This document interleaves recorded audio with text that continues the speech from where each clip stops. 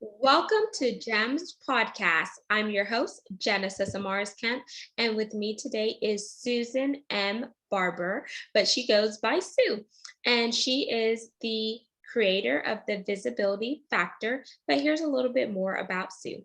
Susan M. Barber, author, former Fortune 500 director turned executive coach, helps business leaders to play bigger, increase their visibility, and finally, shine a light on their leadership strengths so they can elevate their position in the workplace. She brings a depth business knowledge to her coaching from her 25 plus years of leadership experience at Kraft Heinz. As the author of Visibility Factor, she is creating a visibility movement for leaders to show their value and be seen for their true talent. Susan is married with 3 children and lives in the Chicago area. And without further ado, the woman on a mission who is true to herself and helps others find their trueness, Susan M. Barber, aka Sue. Thank you so much. What a wonderful introduction. My, my pleasure, Susan.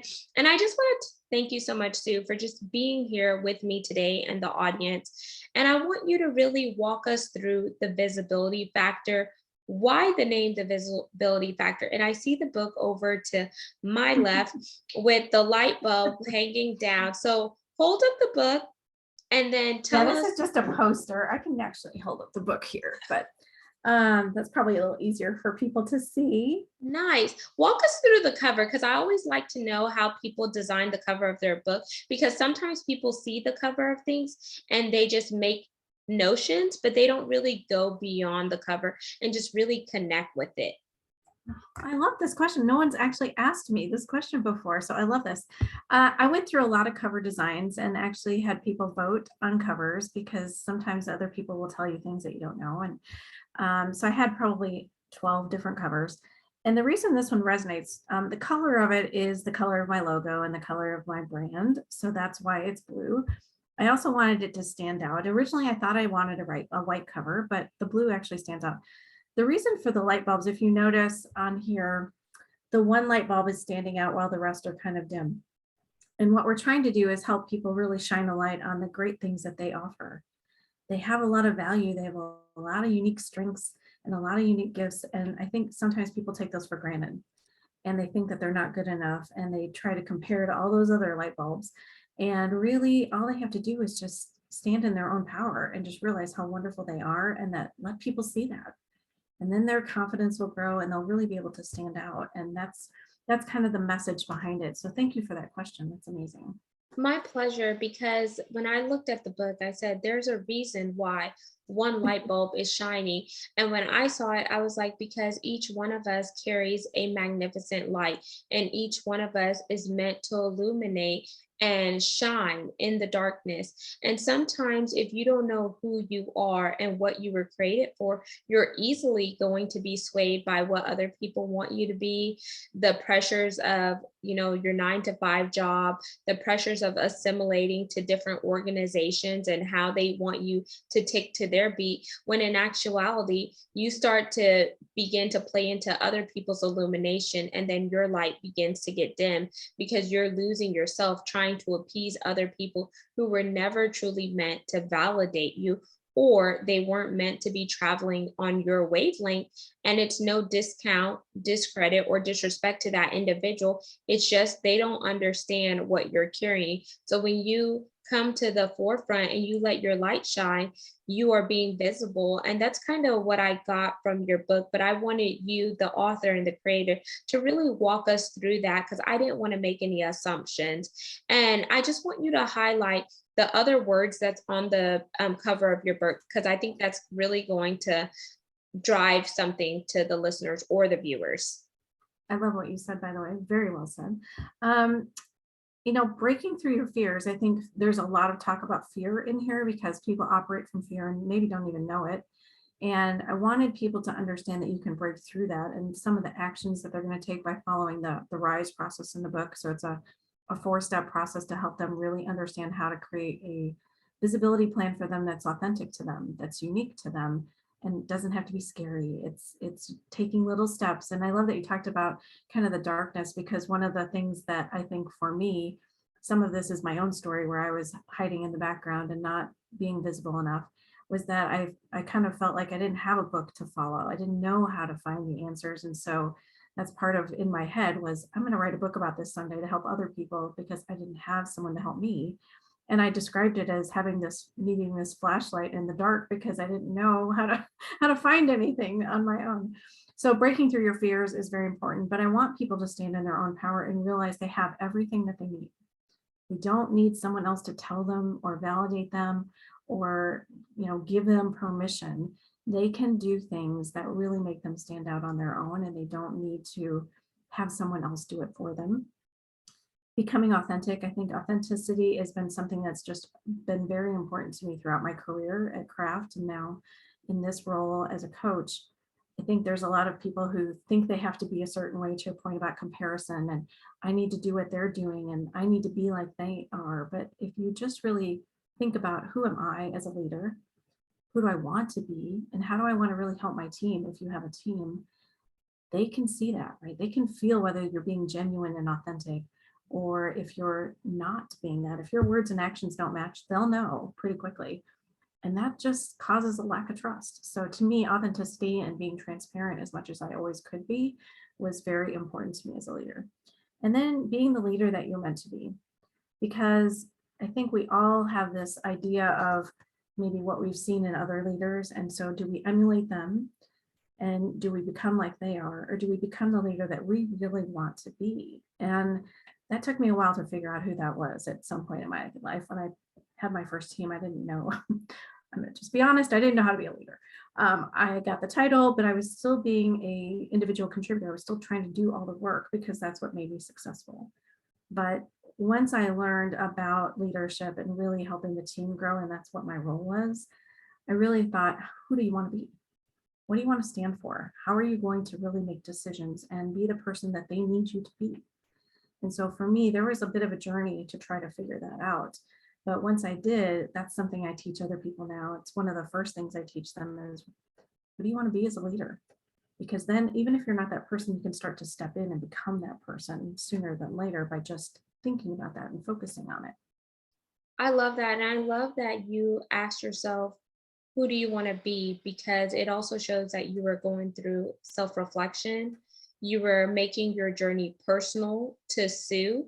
You also were connecting to your skills that you had, and those skills turn into your talents, and then you're accentuating your talents, and you're not necessarily jumping on the bandwagon of other people, but you are taking ownership of Sue. You're taking ownership of your career, and you're making sure that your actions are lining up with your words. And then as you are aligning everything, that is being replicated outwards to the people who sit under you, your direct reports, and etc. So, with you having 25 plus years in a Fortune 500 company such as Kraft, and then now you transitioning to being an executive business coach, what was the hardest thing that you had to endure? And how has that hard situation helped you write the book, help you level up, and help you really connect to women who are aspiring to be leaders, but maybe they're still vying for, that seat at the table, especially depending on what field that you're in. And if you Mhm. need clarification, let me know. No, I was just thinking I have more than one probably to share with you. There was a lot of learnings I went through. One is, I think the first one that was really a challenge for me was how much I didn't realize my identity was tied to Kraft. So I could introduce myself and I could say I'm with Kraft, and their credibility would just automatically transfer to me. And then when I left, it was just me, right? I just had to stand on my own and start to establish my own credibility as, Susan Barber, executive coach, not Susan Barber, IT director. And so it was a very different mindset that I had to go through to make that transition. So, to be honest, I did what I would say the business 101 classes would tell you to do: go create a website, get a logo, create your company name, do business cards. So I did all of those things, but that was honestly, just me hiding, right? Trying to figure out what it is I was doing. I'd never owned a business before. And so as I, really reflected on that, I thought, you know what, this is something that you really need to move forward on. You need to be getting clients. You need to be doing something to stand out in this new role. And so what I did was actually started writing a blog, and I wrote a blog every day for 18 months. And part of that was to no longer see me as a craft person, but to see me as my own thought leadership person, an executive coach, someone who cares about leadership. And at that time, I really wasn't writing a ton about visibility. I probably was, but not calling it that. And so it was just a journey that really helped me start to stand on my own, find my own voice, and be comfortable with that. I will tell you, the first blog, though, took me a good solid week before I posted that. I was really nervous about that. And now it's way easier, obviously, to do that. But it took some time to do that. And so I think for anybody who's going through this transition, just understanding where you're coming from, give yourself some grace through that transition, because it is a challenge. Learning how to ask for help from other people. I had so many wonderful people once I transitioned into this other place that I leveraged and needed, because I had never done this before. And they offered advice freely and offered to help me. And I can't repay them enough. Like just those situations that you just aren't ready for and you aren't familiar with, and you have to go through them and learn. And so those were probably the two biggest ones, just worrying about how I would shift my identity, and then also asking for help. That's profound. And the reason why I say that's profound, Sue, is because I spent 12 years in oil and gas and energy, and I worked for one of the big Fortune 500 companies for the past 7.5 years, up until I got laid off in the pandemic. So, February this year. And sometimes people will see me as Genesis at this company, and people are like, oh, you're at XYZ or whatnot. And I'm like, yes, even though I work there, I still have my own identity outside of that company. But sometimes you get so caught up in the titles, you get so caught up in the branding by association, that you lose a piece of yourself, because that brand outweighs your name.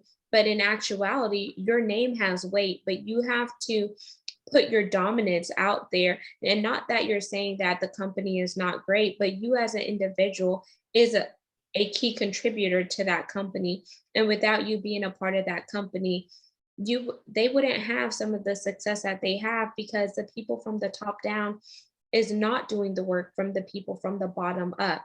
And it takes Mhm. everyone to come together collectively to make that company run like a well-oiled machine. So you have to see yourself as more than just an employee at that company, as more than just an individual contributor or executive, but see, okay, what type of gifts and talents do I bring to this company? And if something were to happen, how can I take those same gifts and talents and do it in my own business and shine?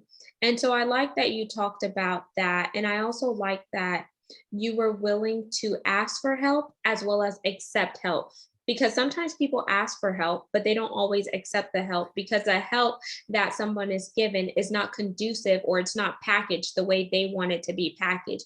But not everyone is going to do something similar to what we do. And just because they don't do it the way that we do it doesn't mean that their way is wrong. It just means that there's a different way of doing it. So let's be mindful of working smarter, not necessarily harder, and realizing that all of us don't have the keys, but there are different people that we need to link our arm with in order to make this world a better place and push the needle forward. And if you think about all the millionaires, billionaires, trillionaires, they didn't get to where they are by themselves. They have a dream team, a dream squad of people that help them. And I just like the realness and the transparency that you just dropped there, Sue. And I just wanted to add that. And as you think about when you started to have your shift, your paradigm shift, your mindset shift, and you stepped out of that corporate lifestyle and you stepped into the business lifestyle, the entrepreneurship, and etc. Did you think that people would look at you differently? And did you allow that to hold you back when you first got started? Hmm. Yeah, honestly, I think at first I was scared to ask, how to even get clients, how to ask for the business, how to be comfortable with that. That was just not something I ever had to do in my previous life. And so that was a journey to learn how to really have conversations with people, to see if there was something I could do to help them. And maybe I could, and maybe I couldn't, or refer them to someone else. And so I think part of it was just getting comfortable with, I'm a coach, and if I can help you, I'm happy to help you. And if we can work together, that's great. But if I'm not the right person for you, that's fine, right? We can talk about maybe another option. Maybe I have a program, or you can read my book. I mean, there's a whole bunch of options that I think initially I felt this, I'll say, like I wanted to follow a rule book or follow a structure, and I didn't really have one. And so I was trying to create one. And then if it didn't work, then I would, kind of go internal and say, okay, what am I not doing right? And so it was I had to hire my own coach to help me, honestly. And every coach should have a coach. And I think coaching is just an amazing profession. It helps so many people do so many great things in the world, whether you're a coach or a leader or an entrepreneur. I think it's just an amazing thing to help you move forward in your life and point out blind spots and things that aren't working. And so for me, that was a transition, for me to be able to do that, and for me to get comfortable with that. And so that took me some time. And I'm happy to say it's so much easier for me now, because I'm just being me, right? I'm not trying to be something that I thought I should be. In terms of like people treating me differently, the thing that was most surprising to me, I think, was people who I thought would be my biggest cheerleaders leaving corporate and moving into entrepreneur world were people who I think were afraid of risk. And so for them, it felt like, why would you do that? Why wouldn't you just go back and get a corporate job? That seems like it's so much safer. And yes, that would have been the safe route to go. But I really wanted to try this. And I thought, this is the time. If I'm going to do it, I need to do it now. And what I have done since I made that transition, it's just been so rewarding, and things that I've gotten to do that I would have never expected to be able to do, and helping companies and individuals just really move forward in their business and in their leadership and their careers. I wouldn't have been able to impact as many people, if in my old world or in another company. That's amazing, Sue. And I'm so glad that you did not allow those people who tried to talk you out of the entrepreneurship journey to cause you to go back to what was familiar. Sometimes you have to step outside of the familiar box, get outside of your comfort zone, and then you really start to see yourself soar like an eagle, because you're testing yourself and you're testing your capabilities. And when you begin to test yourself and your capabilities, you realize, I'm capable of doing more than I was thinking about, because it's new. Yes, it's going to be scary, but if your dreams don't scare you, you're not dreaming big enough. If other things don't scare you, that means because you're playing it too small. We live in a world full of incredible people, opportunities, and etc. So why can't we just be bold, be brave, be courageous, and really step into our authentic voice, step into our gifts and talents, realize that we are a masterpiece, realize that we are here for a purpose, on a purpose. And, that visibility factor that you talked about in your book, we need to be visible, because the invisible people and the invisible things don't always recollect in someone's memory. But when you are visible and you are your brand and you wear your brand well, people are going to remember not necessarily what you did, but how you made them feel. And that is golden. And I want you to tell us, when you were writing your book, The Visibility Factor, how long did it take you to write the book? And do you felt like, as you were writing the book, that maybe you had some brain fogs here or there because something that you were reliving was just so hard? Because and let me go a little deeper here. I'm an author myself, so I have 2 books on the market and 3 book collaborations. And when I was writing, it was like, whenever I wrote a part of the story, it was like the trauma was coming up again, and that trauma was triggering some emotions. But I had to push through that, because I said, it's not just about Genesis, but it's about the lives that are going to be changed and touched. So did you have a similar experience? 100%. What's even more interesting is, so it took me 4 years to answer your first question. It took me 4 years because I wasn't completely comfortable with dropping the corporate armor yet. It took me a while to get comfortable with that, and to be able to share the stories that I thought people would benefit the most from my own experience. But what was interesting is I wrote the first draft, and that took a while to get to that point and really, put it in the best way and with the best stories. But then when I went through the editing process, to your point, like all of those things came back up again, those stories when I would reread them. And I thought, you know what? I guess I thought I was over this, and I'm apparently not, because it's showing up again. So it was almost like going through another experience again. So I think, the win is that, you work through this, and sometimes you have to work through it multiple times, and that's okay. Because it actually helped me a lot to be able to do it. And now my hope is that reading these stories will help other people who may see themselves in similar situations where they were struggling to have a voice and were being the invisible person at the back of the room. And if it helps just one person, that's the goal. And what are your top 4 takeaways that you want someone to hold on to from reading your book? So the first is I would like them to understand that visibility doesn't have to be some big, bold thing where you're speaking on the stage. It can be taking little baby steps every day, trying experiments, trying something that's just pushing you even slightly out of your comfort zone, and doing something different that really helps people see you differently. The second is just understanding that you can be your authentic self. You don't have to be like everybody else. And sometimes that actually helps you stand out so much more, because to your point, people will remember you. They're going to remember something about you that they don't see in everybody else. And so that's the part that I think people may miss, is they feel like they have to blend. And I understand the importance of community and having people blend to some extent, but you also need to stand out. The third is asking for what you want. I had to learn this the hard way. I wasn't really good at that point in my career, when I was going through all these challenges, in saying, you know what, I really want this type of role, or I want to be in charge of this. And I think I was a little hesitant to do that. And so what I coach people on now is, if you want something, go after it. Go talk to someone and say, I really want to be that person.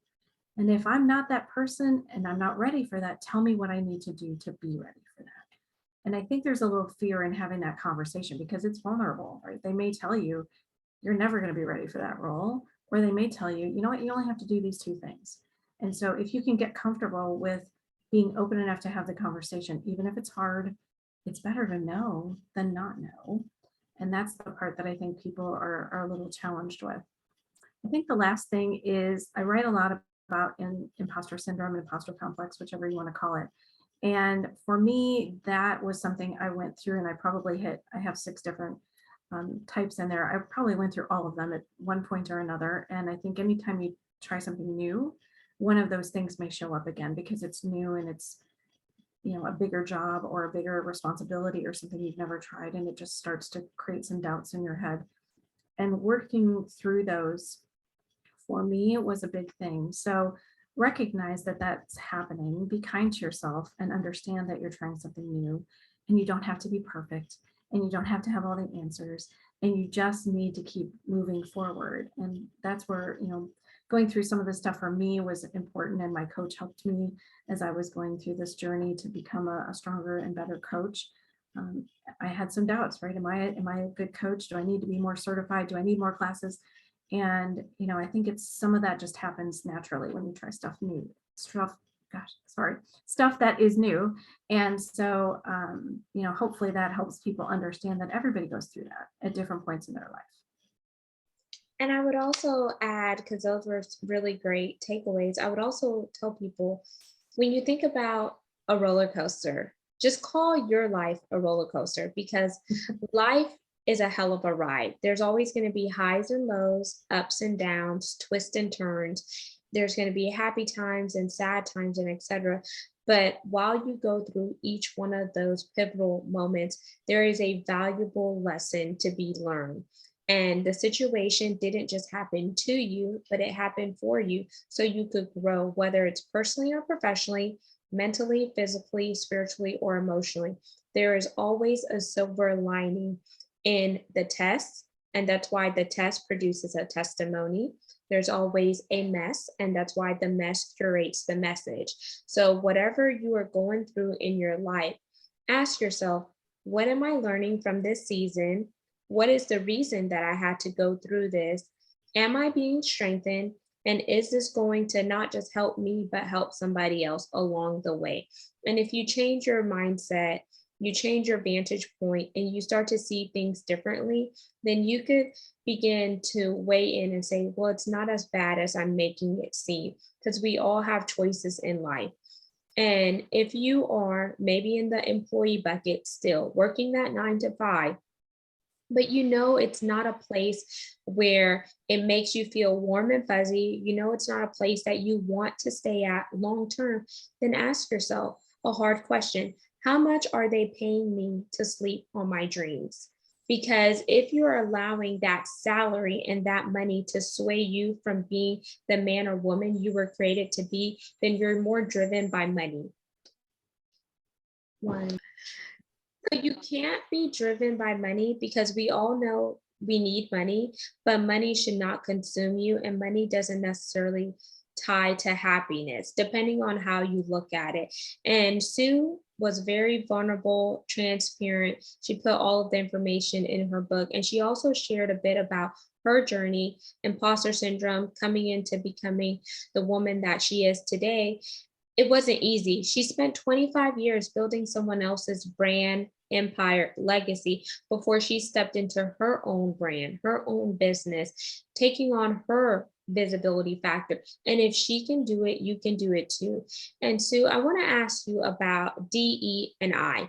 And now there's a B attached to it, which is belonging. And there's another E I like to add in, which is equality. When it comes to diversity, equity, inclusion, belonging, and equality as a whole, what comes to your mind, and how do you take your book, The Visibility Factor, and work with corporations as well as individuals on really understanding what diversity, equity, inclusion, belonging, and equality is? Yeah, one of the people that I interviewed for the book actually brought up some really good ideas. And one of the things he talked about, which I thought was brilliant, is, this isn't only for people who may be introverted or people who just don't know enough to feel like they can compete with other people, but there's a lot of underrepresented people out there, and maybe people who are quieter or people who have tried to do something and have been shut down and don't know where to go now, don't know how to go forward. And so they just stay stuck. And so we talked a lot about that during the interview. And I just thought, the things he said were really great. And the things that his company is doing, we're going to try to put something together to do some workshops for his HR, organization, as well as other parts of the organization, because I think it's not that people don't want to help people or give them a voice. I think sometimes they just don't know how. So if what I'm putting together gives them the tools and the strategy to follow to be able to have those conversations with people and highlight their strengths and highlight the great things that they're doing in a better way, then that's gold, right? I think a lot of people, I had a program when I was at Kraft that was to try to help women, in a bigger way, try to help them understand how to stand out in a bigger way. But what we did was we brought men into the conversation. And the reason we did that is because we wanted them to understand the other side of the story, for both sides, actually. We wanted the women to understand what the men were thinking and the men to understand what the women were thinking. What was an unexpected gift out of that was that happened, but then all the men, actually, all the things that they were learning, they took them home to their wives and to their children and to their cousins and their aunts and all of that, and started sharing that. And I thought, wow, I wasn't even expecting that to happen. I was just hoping you would become a better leader for the people who worked for you. But that's where I think these types of things, the more you share about how to help people, highlight people in a better way, show their value and their capability, it's going to spread in a bigger way and create that belonging that I think everybody really, really longs for. I like that. And I like how you allowed the men to come to the conversation and the women, because you were bridging the gap and you were creating an intersection for men and women who see things differently, to talk about hard topics, but also to be vulnerable and transparent. And each one could be an ally to another, because we're not mind readers and you don't necessarily know what's going on. But if you open up the conversation in a healthy way, where we're able to assimilate, to be an ally, talk about, the mouse or the elephant in the room, the fly on the wall, then you're actually driving the conversation further than if you were to exclude a male or a female or someone from a different race, religion, or background. So just about that. And I really enjoy that. And I really liked hearing that because I wish more and more organizations, whether it's a nonprofit, whether it's a Fortune 500, whether it's a small business owner, will take things from that vantage point because it would actually show other people, whether it's your customers, your clients, or etc. Hey, I'm actually doing the work, but in order for me to do the work, I need your input and feedback so I can know where to improve. I can know if I need to help you or etc. And it's not always going to be an easy conversation, but it's a necessary one. Even And to help the people who may be in those roles who've tried something, maybe now this can help them learn how to do something different, and they can see that they can do this for themselves and they don't necessarily need someone else to help them. So I think it can help both sides actually of the conversation. I like that.